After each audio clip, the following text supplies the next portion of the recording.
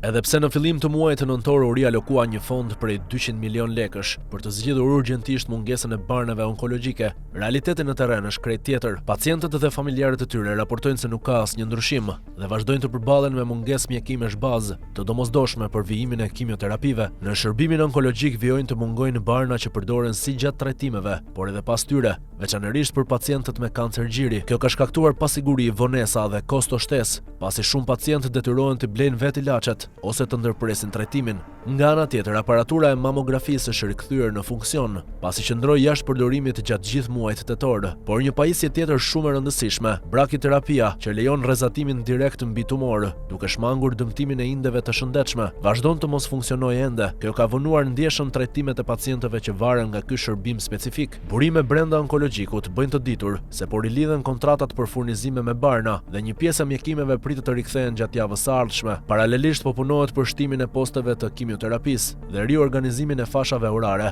për të shmangur pritjet e gjata dhe fluksin e tepërt të pacientëve. Ndaj këtyre zhvillimeve, viti 2026 parashikohet si vendimtar. Në projekt buxhet është përfshirë një fond prej 1 miliard lekësh vetëm për shërbimin onkologjik, ku përfshihen edhe barna të reja, të cilat pritet të futen në listën e rimbushjes. Nëse ky premtim realizohet, pacientët me sëmundje të rënda mund të kenë akses më të gjerë në trajtime moderne dhe më efikase. Megjithatë, deri atëherë, pacientët mbeten sërish në pritje, mes fondeve të premtuara, pajisjeve të prishura dhe barnave që mungojnë, duke e përballur betejën me sëmundjen jo vetëm fizikisht, por edhe mes pengesave të sistemit shëndetësor shqiptar.